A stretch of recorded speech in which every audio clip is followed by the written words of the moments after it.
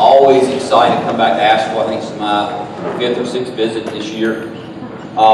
Before I jump in, I want to tell a story today, but I want to give a shout out to my friends at home in Burlington, North Carolina, because we're doing something very special this afternoon. And I'm with you and missing what's happening down there.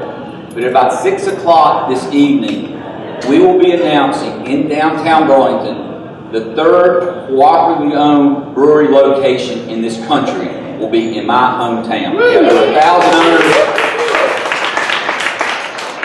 Started the process about 2 years ago, and just so excited for our downtown doing that. And again, thank you so much for Catawba Brewery, also a Cotton Carolina customer, for their support. But I thought today I would tell a story.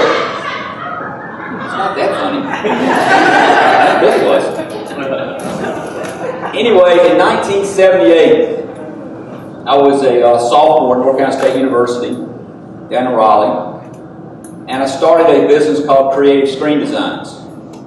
And I started this business not because I had this vision of connecting to people like you or connecting to local cotton. I was just in a situation where my parents would take care of my basic resources like my books and my tuition, but my weekend money was on me. So I needed a creative job that would create income so I could have fun time on weekends. So I launched Creative Screen Designs. A couple years later, I transferred to Light Blue School in Chapel Hill. And I grew the business to the point when I was going into my senior year, I had people working for me.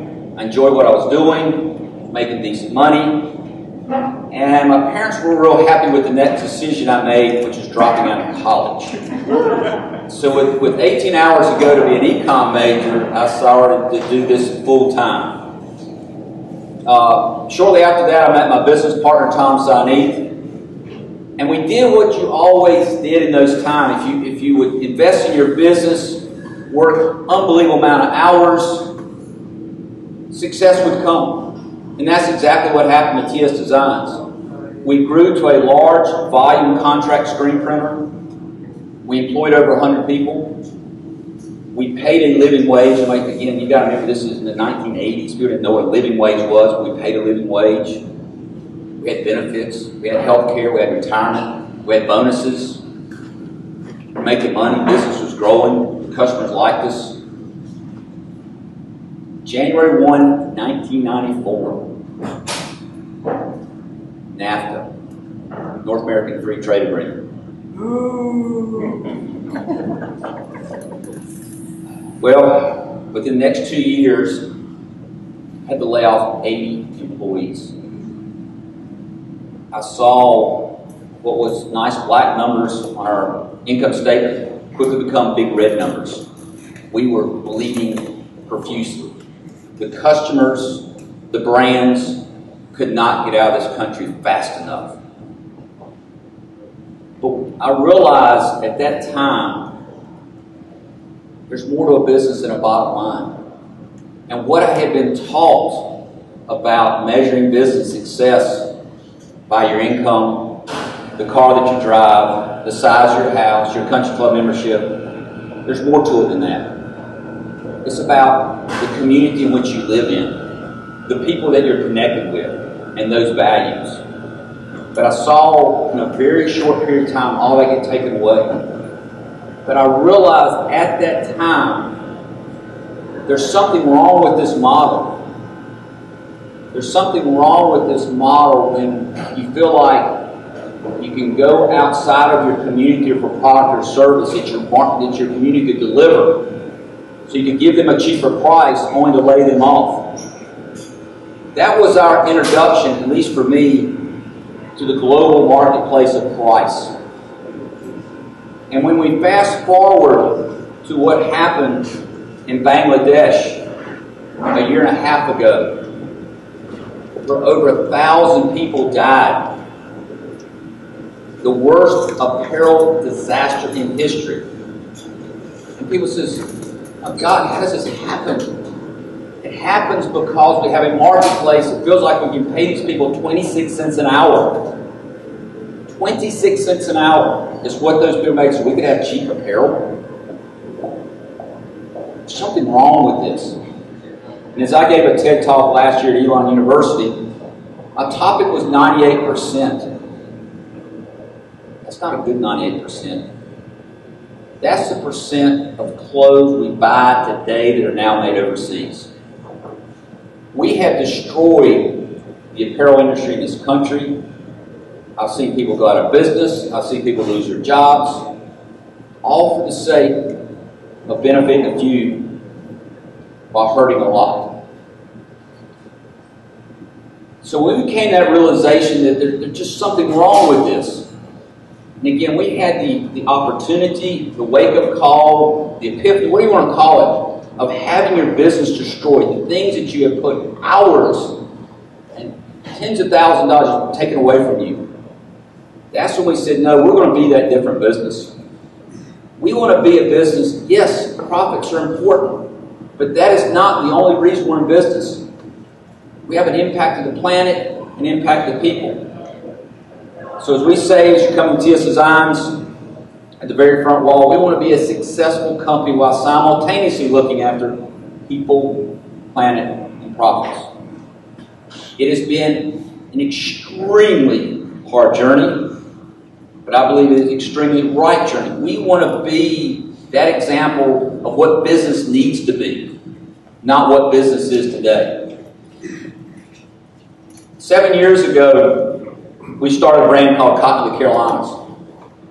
And I'll never forget, I went down to New London, North Carolina to meet Ronnie Burleson.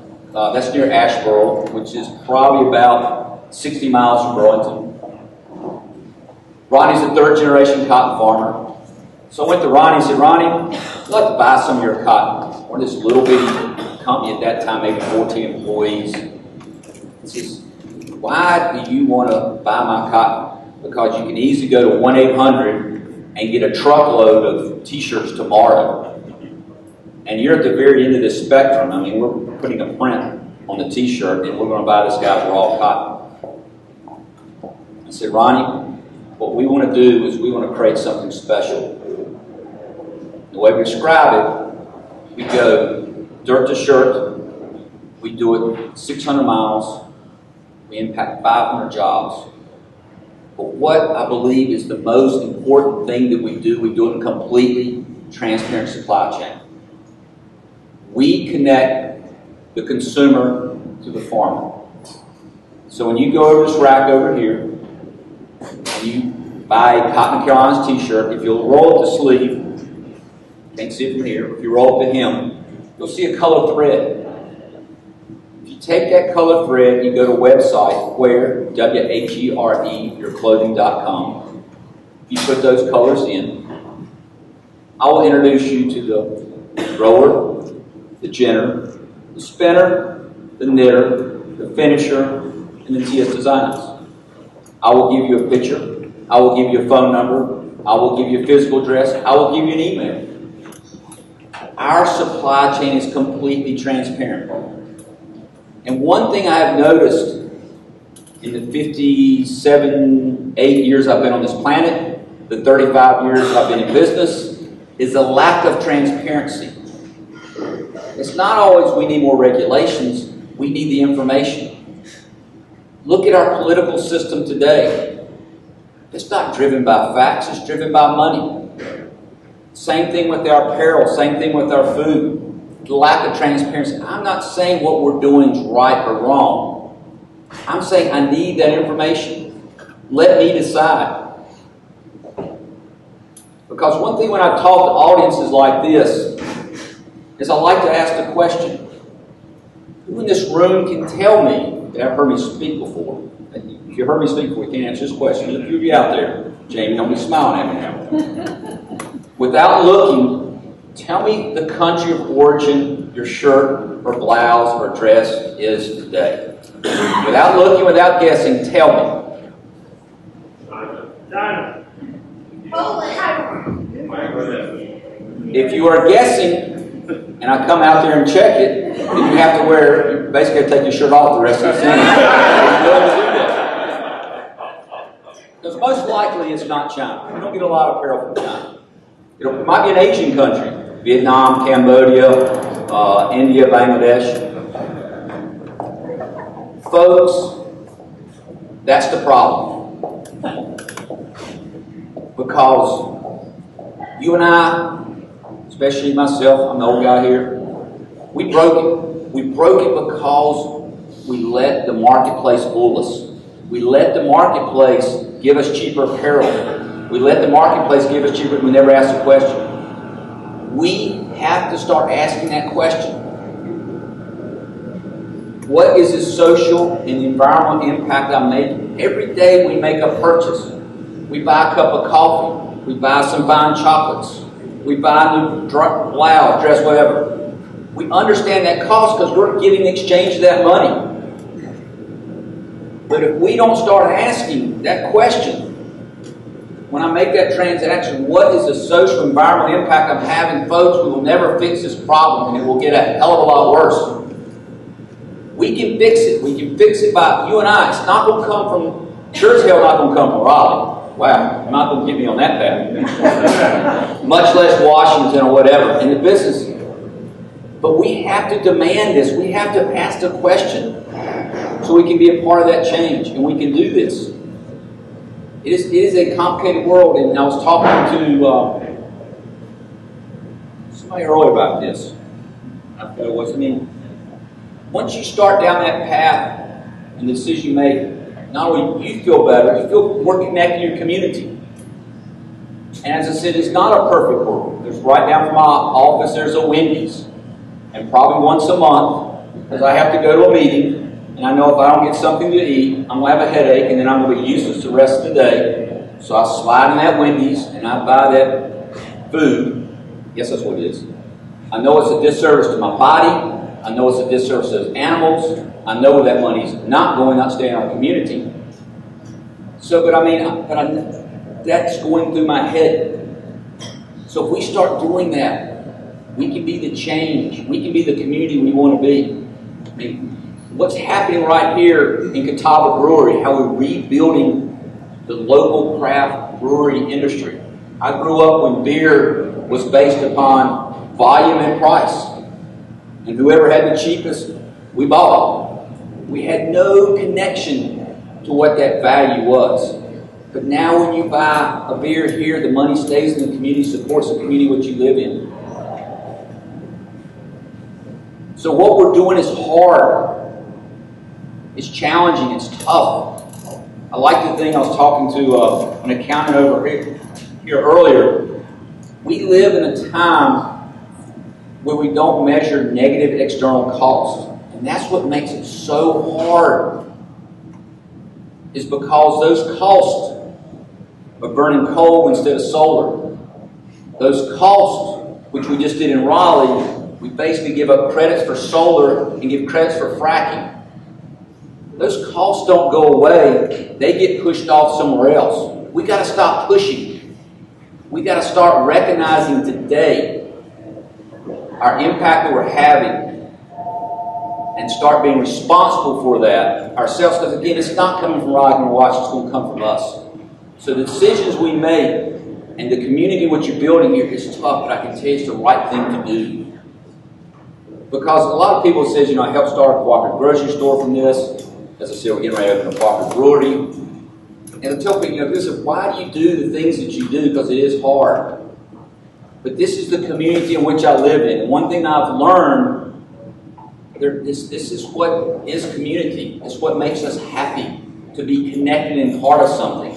Not just getting my coffee or my food or my clothes cheaper. There's nothing, there's no value in that. So we have our challenges ahead of us, but I think they're the right challenges. But again, if you get nothing else from what I've said today, just think about this. When you pull out that pocketbook or you pull out that wallet, think about the social, environmental impact you're having. It will change your life, and it will change your community which you live in. So that's my story, and I think Franz will want me to do a few question and answer. Again, Franzi, Catawba Brewery, thank you so much for coming out today.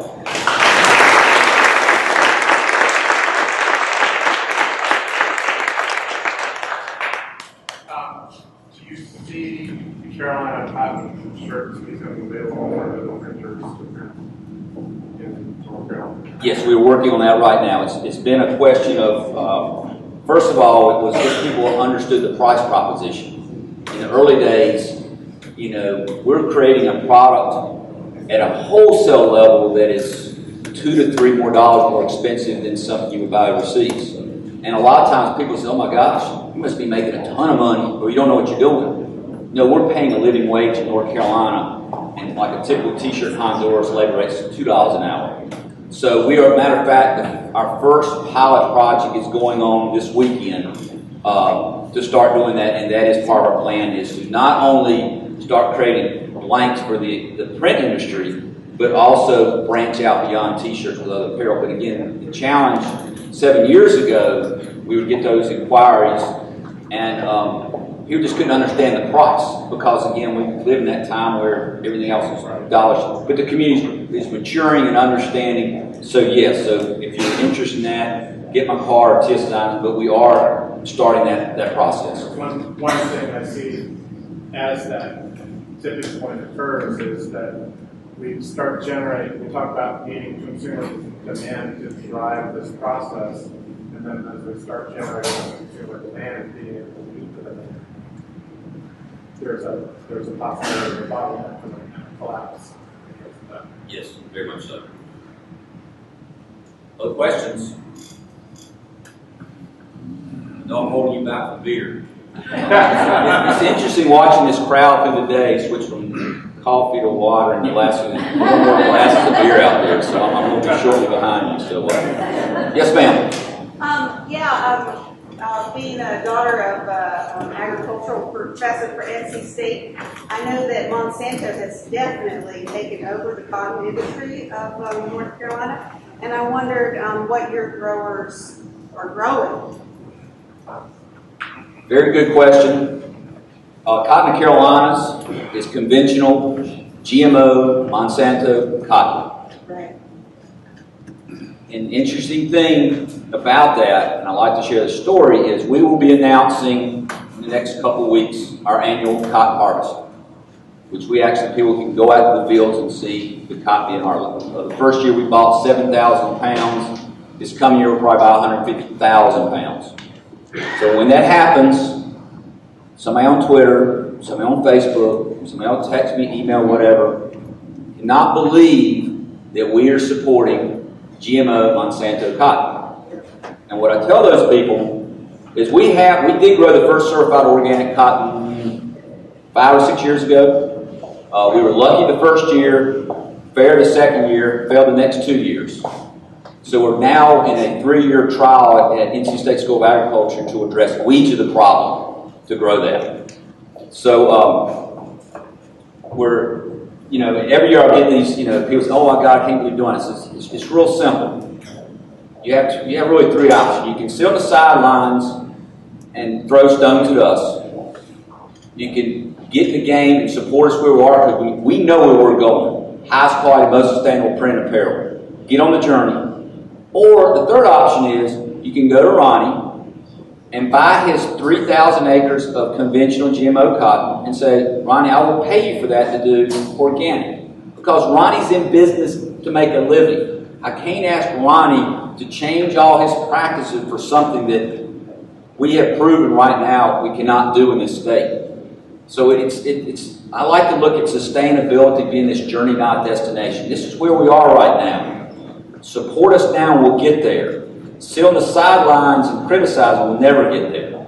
So and again, it's all about transparency. We are what we are, and this is what it is. There's no secrets, but the product I have on is conventional GMO Monsanto cotton. I understand that we don't have a choice anymore. Right.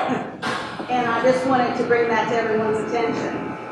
Because the more that we do as consumers to boycott Monsanto and to insist on labeling and GMO labeling and organic products, that's what we have to do as the hundreds of thousands of us, not just one company owner, of course. And what we did do is spun off another brand last year called American Soil Organic that uses Texas organic cotton. So we bring the cotton in from Texas, and we do all the manufacturing in the States. Has a little bit bigger transportation footprint, probably about 900 miles.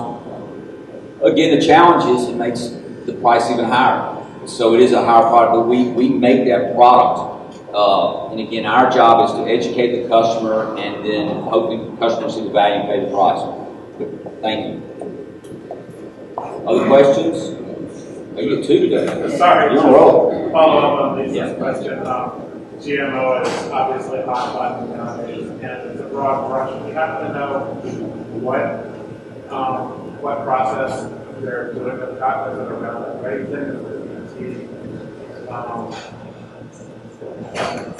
implanted thing?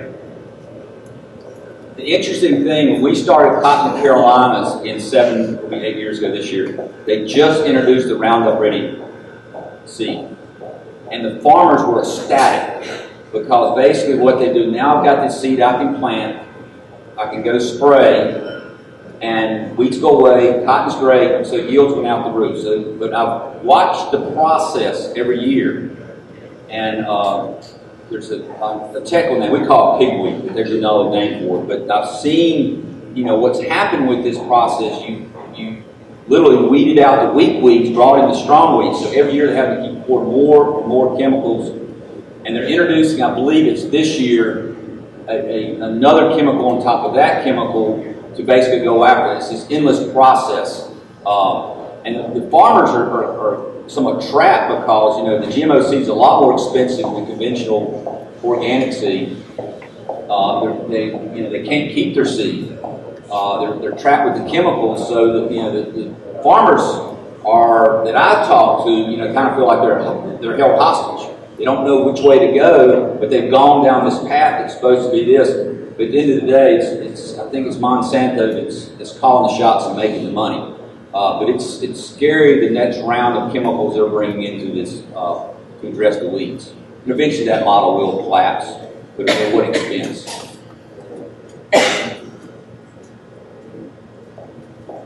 Anybody else? Yes, ma'am. Industrial hemp, let's see. And how do you feel as you have the industry? Her question was industrial hemp. It's on my personal bucket list. Another one of those crazy things we do in this country, where I think we're either the only one or one of the few industrialized countries that doesn't allow the growing of hemp. So I'm not going to give a whole world of drugs thing, but it's real simple. When you grow hemp, it cross-pollinates with the marijuana and kills the THC. So if you're worried about people smoking dope, grow hemp. The other cool thing about hemp, unlike cotton, you can grow it in every state from Florida to North Dakota. Unlike cotton, it doesn't take the inputs.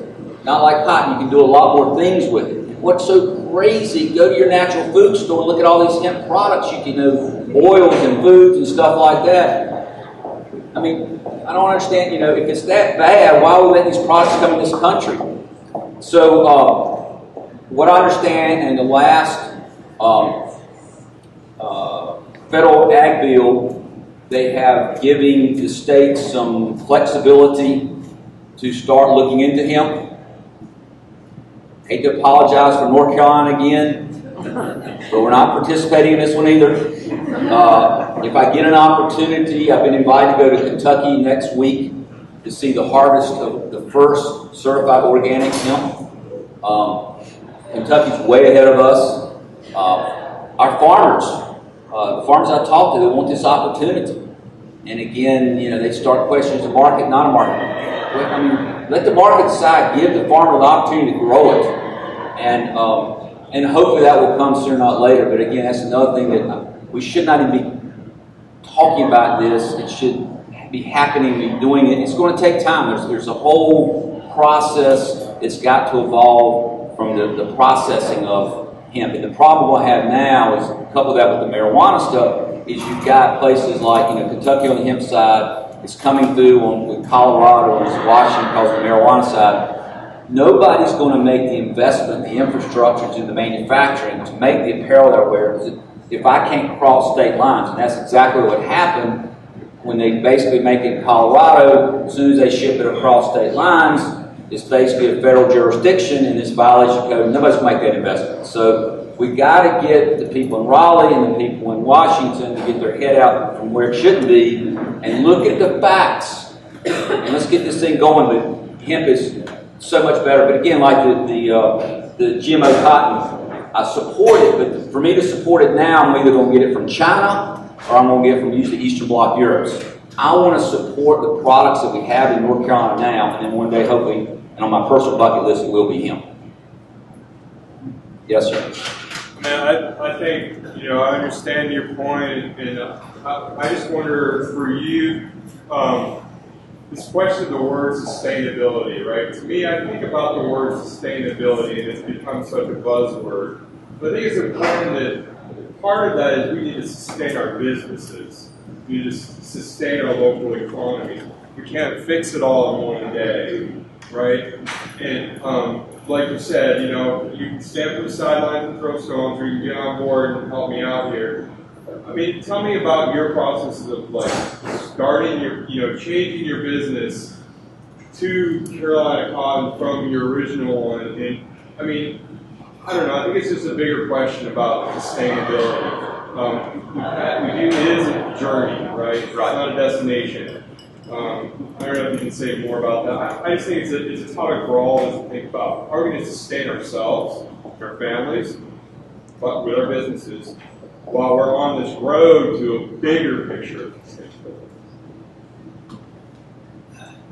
So, my wife and I, we've been married 33 years, and the fortunate thing is she's been in education, so she's been that rock from the standpoint of consistency income. Because I think after NAFTA, my business partner went about 15 months and didn't even see a paycheck.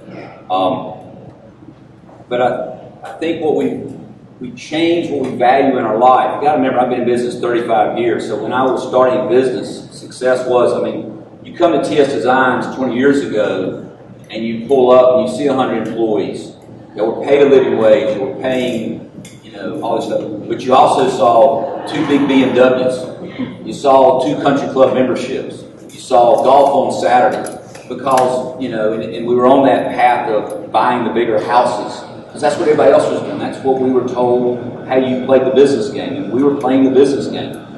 NAFTA was a wake-up call that says, is there any value to this? So I gave up my golf clubs for a race, and now for a hoe or whatever. So I work in a farm on weekends. Your value changes because you start questioning.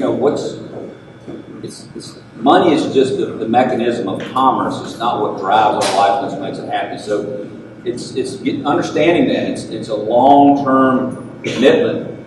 Unfortunately, the marketplace in general hasn't caught up because it's constantly driven by the idea of cheaper, better. So. But I believe it's the right path for everybody to get on. But the paradigm, back to that negative external cost, it's hard as hell what we do because we're competing in the marketplace where I get constantly thrown in my face, well, I can get cheaper, I can get cheaper, I can get cheaper. And you got people that don't understand what cheaper means. So, yeah, they can find cheaper, but at what cost? We live in a time we don't have to pay that cost. I don't know if I answered your question, but I'll be around and over beer we can figure out some more. How am I doing on time, Franz? Yeah. I have one more here. Tell me. What? 336. 336. Okay. Yes, ma'am. So I heard you mention, those two organic cotton, those are sort of the business bucket list. What other business bucket lists or big dreams do you have in your head and you think going forward? I was telling my new accounting friend over here earlier today, I love the co-op model. We started company shops, which is a cooperative grocery store. It's been open 4 years, 3,000 owners, 10,000 square foot building downtown. Today we're announcing Burlington Beer Works location, 5,700 square foot brew on premise restaurant. Got about 1,000 owners there. I just got back from Oakland, California, and I toured the Oakland hub. So I'm thinking about a co-op working space / maker space. But the reason I like the co-op model, and it goes back to company shops, is when there were 3 of us that came up with that idea to bring that to downtown Burlington.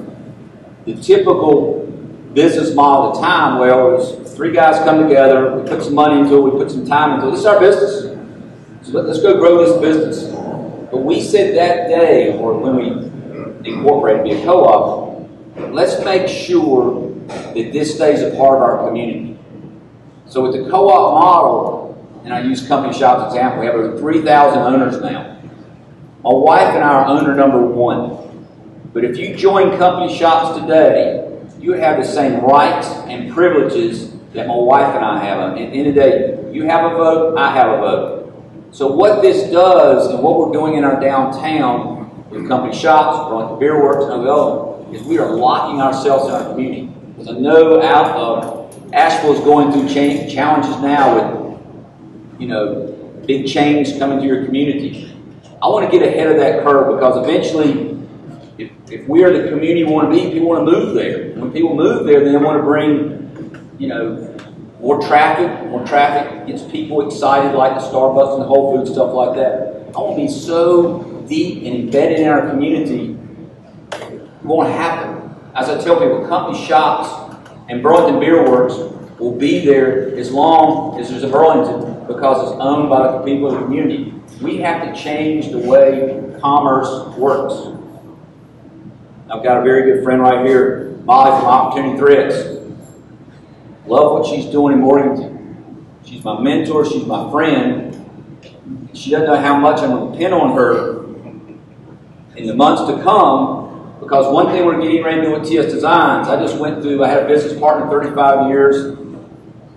Tom was ready to retire, a few years older than I am, so we went through all the legal stuff and got that done and borrowed a bunch of money. And he's happy, I'm happy. But we're getting ready to launch the next chapter of TS Designs, which will become a worker-owned co-op.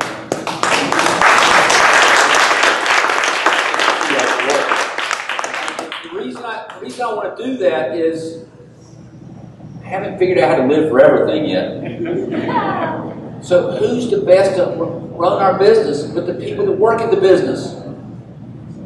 So instead of me bringing an outside investor in, or an outside partner, even for all the best intentions, no, let's find a way to make it work for the people that work. I've got employees who've been there for 25 years. They're here, they're working today, so I'm coming to speak to you. So I know I've got Thomas back there, he's the legal guy who's going to keep us straight. And Molly's going to be the mentor on how it actually works on the front lines. But again, this is another example of how we need to run businesses differently. It's connect. These are people who live in my community. If I go get an investor, it could be an investor who knows where. This keeps us down this game. So it's just that journey to be that company we want to be. One more question? Is that it? Any more? Okay. Here's the professor. Okay. It's got quiet. So about a month ago, the Swedish retail giant H&M announced that they're investing in recycled textiles, and I'm just wondering what you see as the reality of that at the current moment in North Carolina, and what the potential is for that, and what your opinion is about using recycled fiber as part of the process. Well, I look at the source. That's H&M, which is a big supporter of what they call basically recycled apparel, and the whole, how do we recycle apparel? But I look at the source more than the question. The source is coming from H&M, which is a big driver of what they call fast fashion. And I use the analogy of what I was just reading the other day. Walmart is coming out with more efficient trucks. Well, more efficient trucks is good, but I question the source which is coming. The same thing. Yes, there are there's a lot of challenges with recycled apparel because a lot of different mix of fibers of synthetics and natural. There is some cool technology out there, but my whole problem with is the whole model of H&M. The person that's done, they're trying to put they're not, yes, they're addressing a problem. I mean, we have a problem with a lot of things, but it's getting the source in which they're coming from. I think it's broken. I don't think that's the model which we need for apparel companies. That's driving the cost of apparel cheaper and cheaper and cheaper. That's not what we need. We need stuff that lasts longer, buy less, wear longer, and stop this crap of buying something every week and only recycle a week later. Get off the treadmill. They're trying to address the problem they're creating. Yeah, thank you, Jamie. Exactly. And look good about it. Yeah. Okay, I'm going to be around. It's my beer time. Thank you so much, Ron.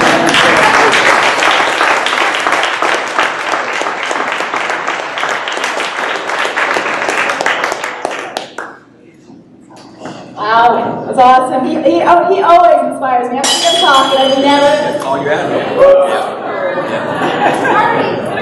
Need a beer. Already started, man.